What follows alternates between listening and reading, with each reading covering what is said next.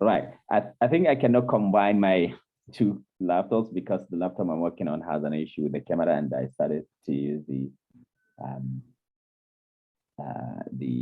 my iPod, but it's a crane. So let me go without the. Thank you all for joining today. I'm really excited for us to start this study session that is basically in Python. And also, this is the first study session that is include Python in R4DS community. So today's session is going to be just the introduction and discussing the logistic about how we're going to run the book club. So let me first introduce myself, then we can go through, because some of I have been with other people here in other book club, but some of are new faces. But I think it's quite good for us to also introduce ourselves. So my name is Shamsuddeen Muhammad, and I'm a PhD student at University of Porto, Portugal. I'm working on natural language processing, and I have been in this community for years, for like 2 years, I think now. And yeah, I have been lately using Python, and I felt like it's quite good to suggest a book club for Python, and that is how we get started. So let me give it to Isabella. Sure. Hi, everyone. My name is Isabella Velasquez. I am in Chicago right now, and I work at RStudio, and I'm primarily an R programming user. I took a Python class in grad school, but that was many years ago now, and so I'm trying to build my skills back up and remember how to actually use Python again. So really excited to be a part of this book club and learn together with you. All right, thank you very much. Fari Bose, sorry if I pronounce. Yeah, yep. Okay. Hi everyone, I'm Fari Bose, and essentially what I do currently, I'm a senior research scientist in a pharmaceutical. I'm doing biomedical work, bioengineering work, and biomedical work. My introduction to Python was about 3 years ago. I started learning Python because a friend of mine suggested to start thinking about shifting fields. So I'm sort of new to Python in a sense that I haven't done a lot of real world projects with Python. But over the past 3 years, I've learned on my own and started to do a few projects, small projects, kind of like for friends or for my wife or those kind of things. And here I am. I'm very glad to be a part of the community, start working on Python. Okay, thank you very much. Who is next?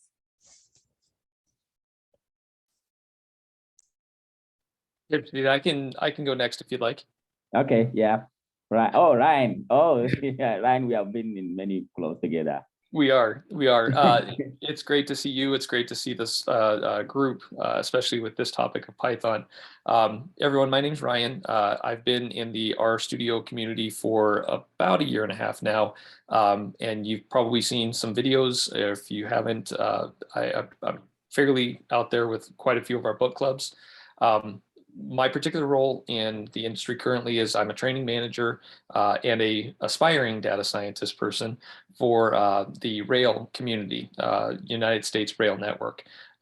I am involved in quite a bit of technology, if that's considering learning management systems, if that is Docker, Kubernetes, if it has to do with any sort of exchange using R. Right before I joined, I just got off the phone with my supervisor, showing him a Shiny app that I'm trying to build for a Guinea Africa project that I'm involved in. At any rate, I'm fairly proficient in R. I wouldn't consider myself an advanced user yet. And I'm fairly proficient in Python, but again, same concept, I wouldn't consider myself an advanced user. I can stumble through with the best of them and feel welcome to always ask questions. I'm here for everyone's support. So. Nice. I don't look the greatest right now, and I'm not at the normal setup that I would normally have the laptop to. So I apologize. I'm going to shut my camera back down again, but it's nice to introduce everyone or meet everybody. Yeah, thank you, Ryan. It's a good pleasure to see you again here. Yeah, Thank you. So who is next? We have Tyler, right? Yeah, I can go next. I'm Tyler Bradley. I work in healthcare, and I mainly use R, but I've used Python a little off and on over the past couple of years. So I'm hoping this is kind of a refresher, but still learning some new things. And this is the first time I've done any of the book clubs, so I'm really excited about that. Oh, nice. So thank you very much. So all of us really have an experience with R. Python is something that we have not been quite involved a lot. So for me, one of the main things that drive me is working, on deep learning stuff. A lot of stuff on deep learning, PyTorch, and many of them are based on Python. I have been working with Python also. I said, let me just dive in, and I really love this community R4DS. Because it's a kind of community that is free. You just ask questions, you just learn together. And I really love how I learn R from zero to some level of proficiency in R. Yeah, so this is what we're gonna do. But one thing we discussed about the logistic is, unlike other book club where we use like book down to record our sessions and stuff like that, this one we are not going to use jet book down. So I'm not sure what we're going to do. So for example, I'm suggesting we just create a repository, maybe in R4DS, and we can, I don't know, maybe we can use Jupyter notebooks to do the presentation, or what. So what do you think? So John said that this book club, there will be no such kind of the formal way we have been using for using Jupyter book down to go through each chapter. So what do you think? So basically, I'm working, for me, in for Python, I use VS Code and also Jupyter. So what do you suggest we should be using for this, so that we can actually have a kind of repository or some kind of where we can put all these lessons? What is your feeling, please? My only experience was with Jupyter. I recently started working with VS Code, but I'm terribly bad at it, and I haven't had a chance to do a bunch of it. But the other option could be Google Colab. We could have a notebook, and it's like Jupyter style, but we could probably share it like a Google Doc. Yeah. So Isabella from our studio, yeah, she is proposing Quattro. Yeah. So Quattro allows you to run both Python and R, and we can use that one. Yeah, so maybe we can set up Quattro. I believe it's not going to be a blocker for other people that have not used it. Isabella, can you tell us, because I've not used Quattro before? I install it and try to run Quattro, but it seems it's taking longer on my computer, like not normal, like book down. I don't know why it is like that. Maybe Isabella, do you have experience with that? Yeah, I have experience with Quarto, but mostly with R. I've tried running some Python as well, because you can have either a knitr engine or a Jupyter engine. Yeah. And I know that there are extensions for VS Code, but again, I mostly use the RStudio IDE, and so if you are using the RStudio IDE, it looks very similar to Bookdown. You create Quarto files and you type it out, and instead of at the top there's like an option, and instead of saying knitr you use Jupyter. So just start it out as an option. Yeah. So I installed Quattro, and in my VS Code it is like taking long time to need, and I don't know, so I just stopped it. But we can try and see. Right. So so I think for that we covered with using Quattro. Maybe we can work toward that. So the next thing is I want to talk about is this book. This stuff has these kind of chapters from 1 to 9. And I presume we can actually go through, for each one session, we can go through each chapter.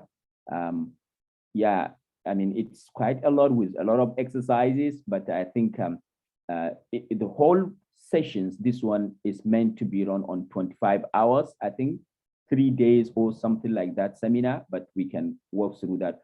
do you think we're gonna do only one session per week, or what is your feelings? What do you think? Shamsuddeen, in the past, I know that if a presenter is going through media and they don't have enough time to finish, if we go 1 week per session, that's going to give us 9 weeks.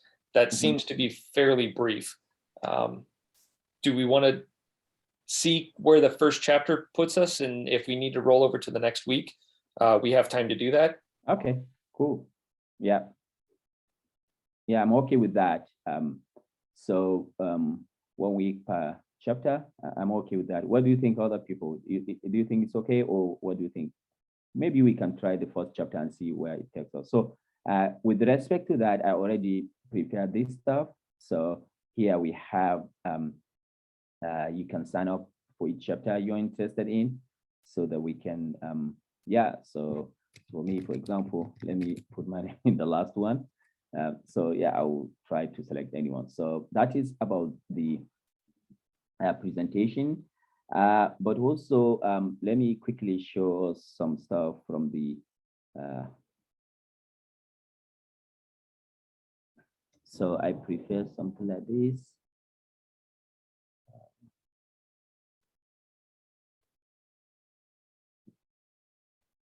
Okay.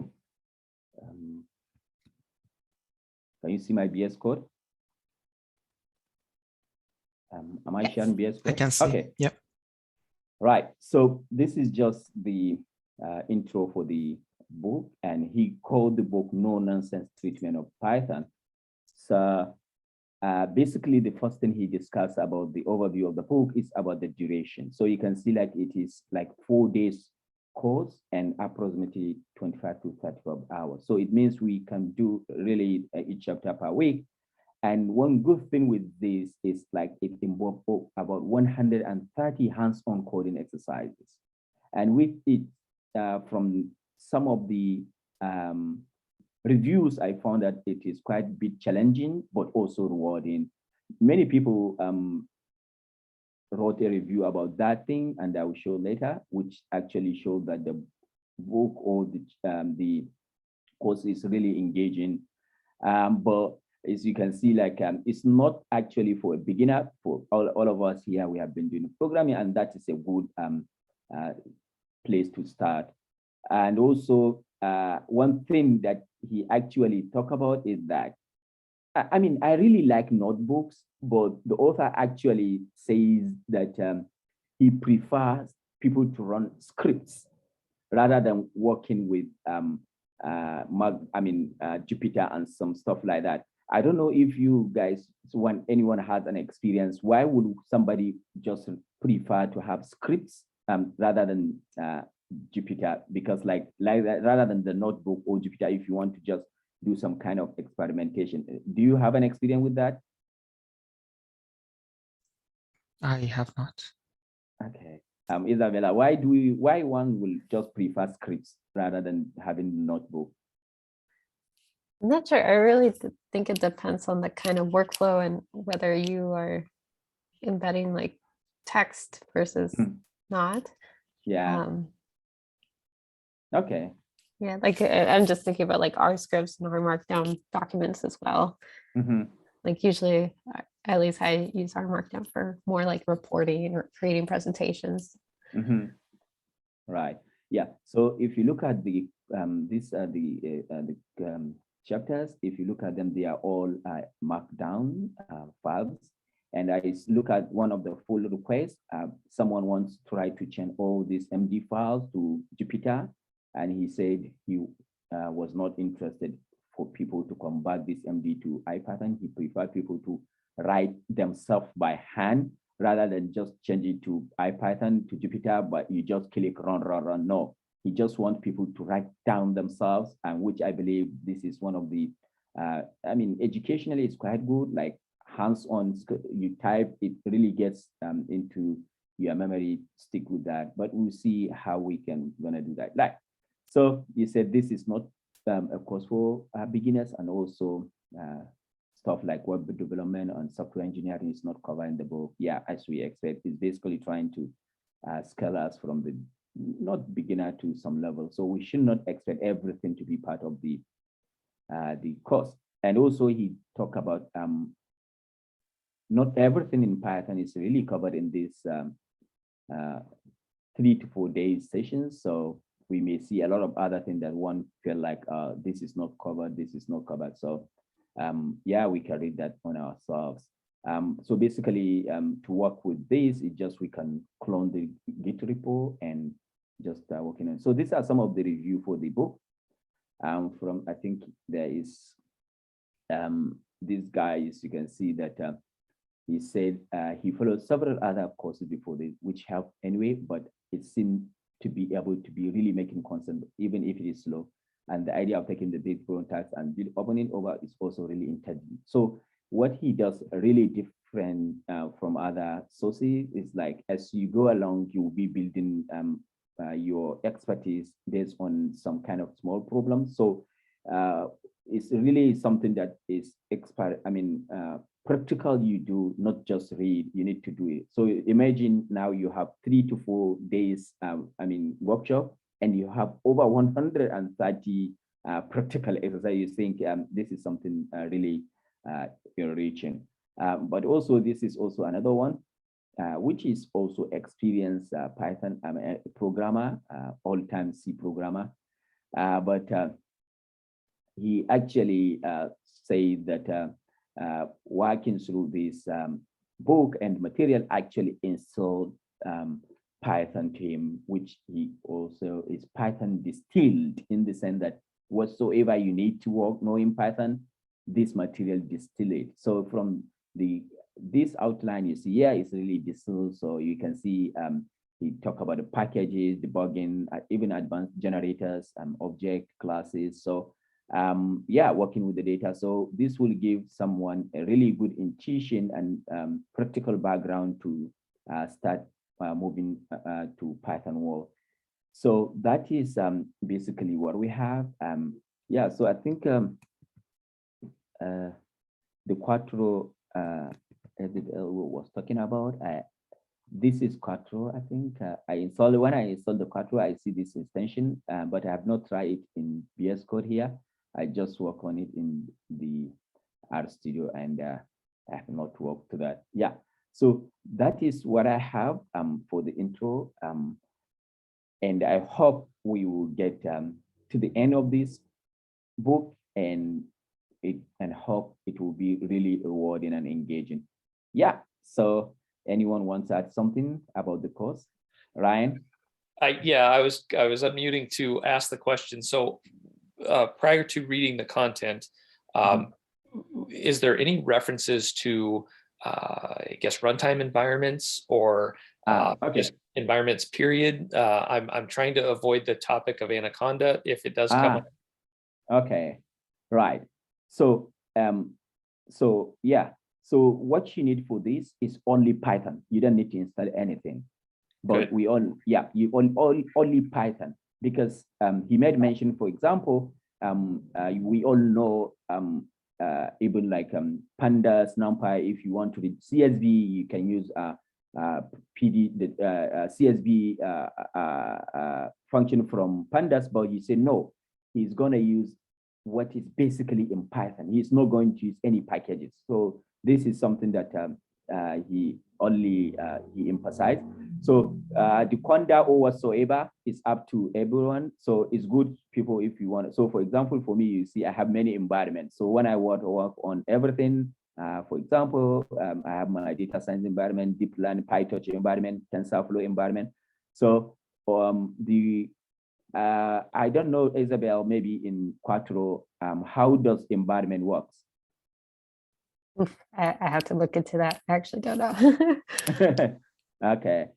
Yeah. I think in RStudio now, you can actually select the Python. Yeah, I tried it. So when I install Quattro, how do you say it, Isabel? Quattro or Quarto. Yeah. Oh, Quarto. Yes. Right. Okay, Quarto. So when I install Quarto, I don't know whether it is the one that installed. So when I went to the RStudio, I can basically select the environment I want to run Python to be running Python. So you can see all your environment you have, which actually was not there before, I know, in RStudio, but now you can select the environment, the Conda environment you have, so that all the Quarto execution will run on that particular environment. So what we need is just Python, nothing much. Yeah. I don't know, Ryan, does that make sense? Yeah, no, you are answering the correct question. One of the biggest hurdles for any Python currently is what environment do we work in, or what version of Python.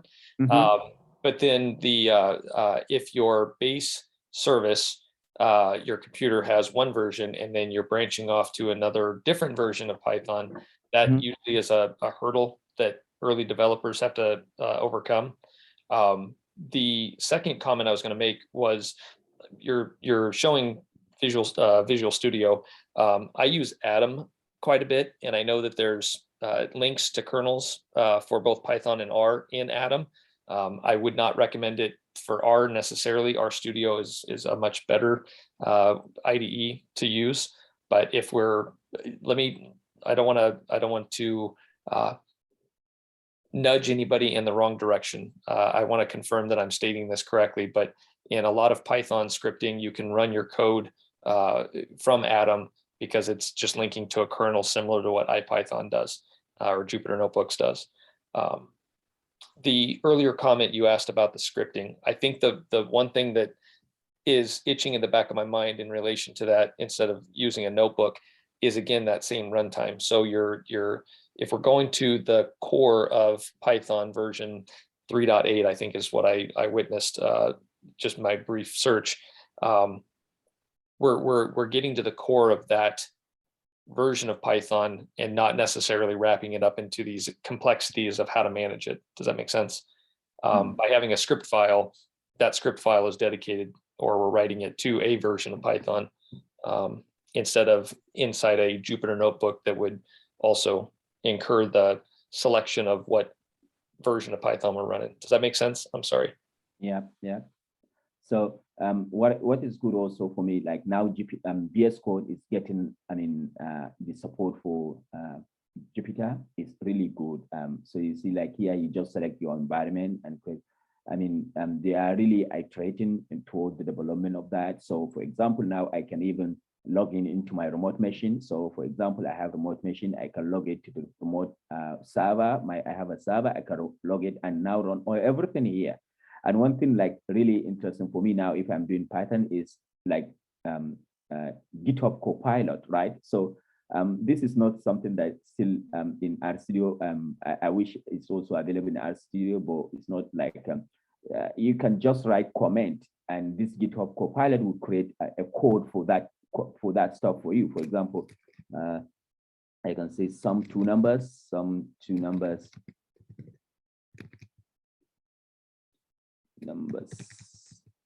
No, this guy is creating. So for example, just writing comment like this.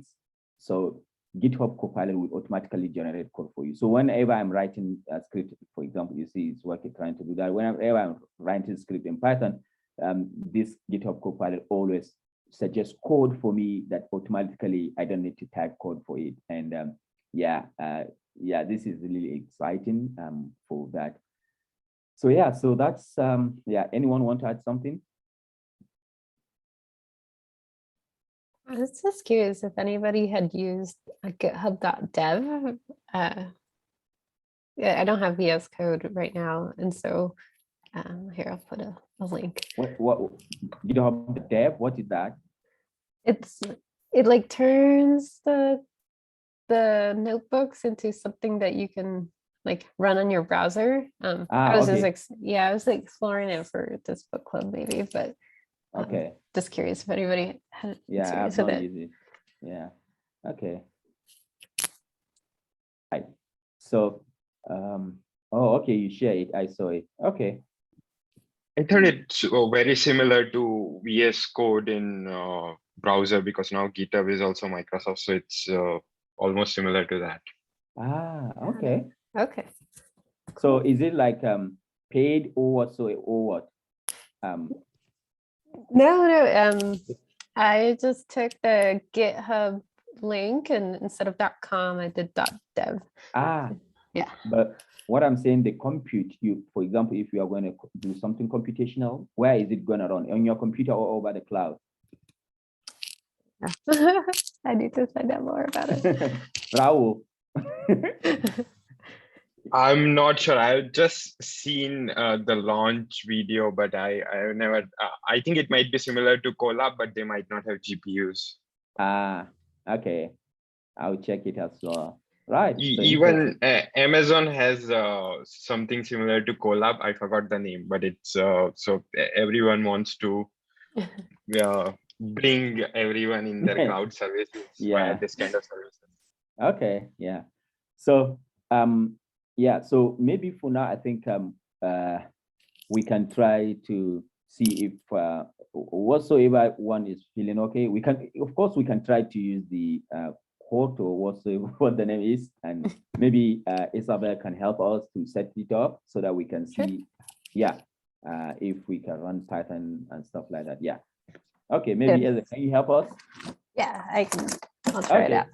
So maybe we can now start this. So I already shared the sign up link. So if you're happy for each chapter, you can sign up and ready for that. All right. So thank you, everyone. So that's what I have for today, and I expect to see you till the end of this book club. Thank you so much. Thank you. Okay. So thank you all, and see you next week, same time. Bye. Bye. Thanks, everyone. Thank you.